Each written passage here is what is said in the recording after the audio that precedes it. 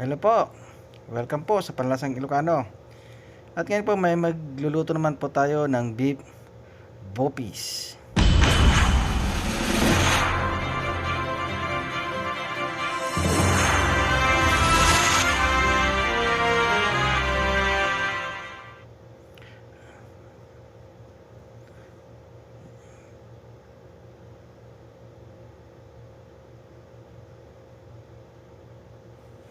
At ito po ang ating gagamitin.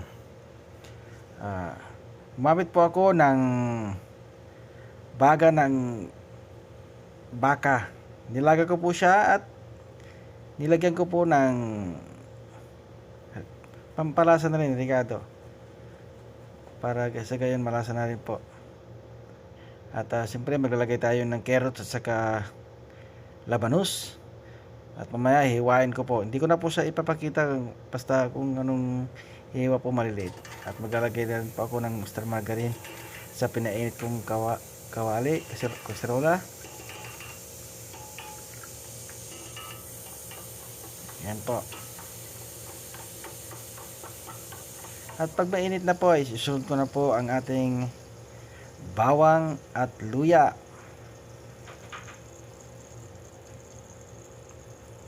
Ayan po.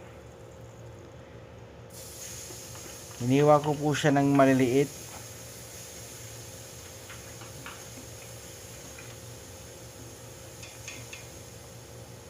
Ayan po. Ganyan lang po kaliliit ang hiwa ko po. Sunod ko na po luya. Ayan. At siyempre hindi po mawawala ang sibuyas. Dalawang sibuyas ang hiniwa ko ng maliliit.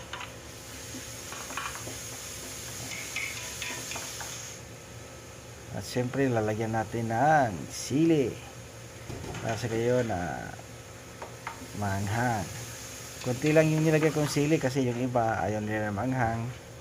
Nasa inyo na po kung maraming sili lalagay nyo. Yan. Ito na po yung hiniwa ko kanina, baga at nilagyan ko rin po siya ng puso ng baka patay. Yan po. Naglagay po ako ng toyo at siyempre hindi po mawawala ang paminta. Yan. At siyempre maglalagay din po ako ng oyster sauce.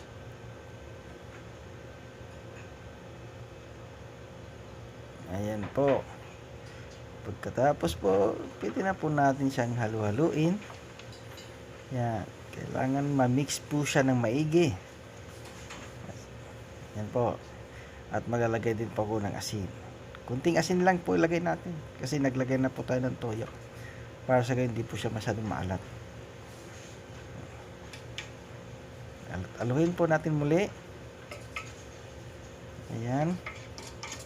Pagkatapos natin uliin, pwede na natin takpan at pantayin natin siyang kumulo. Yan, medyo kumukulo-kulo na po. At maglalagay din na po ako ng asweti powder. Tinuna ko po siya sa mainit na tubig. Yan, wala kasi akong mabiling kwan yung buto talaga. Mas maganda sana. Yan, ang pakulay sana. Kaso hindi masyadong nagkulay. Yan, siyempre maglalagay po ako ng suka.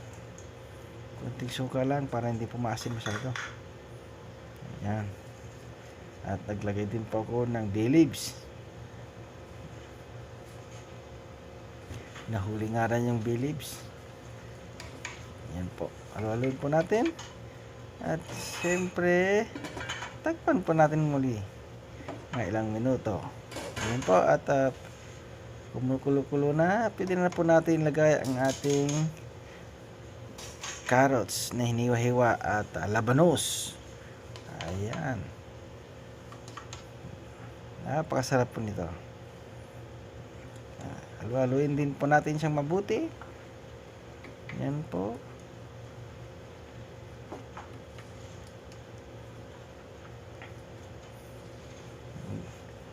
Medyo gutom na ako. Ayan.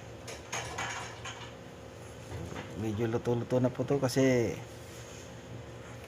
nilaga ko na po siya Igisa po lang natin konti. Tignan po nyo po yung mantika niya po kulay dilaw. Yan, kasi dahil yan sa extra margarine.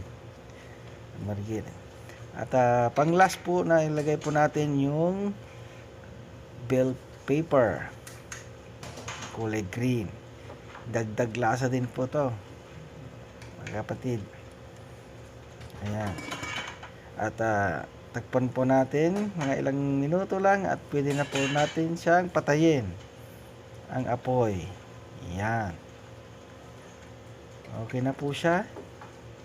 Ayan po ang ating beef bupis.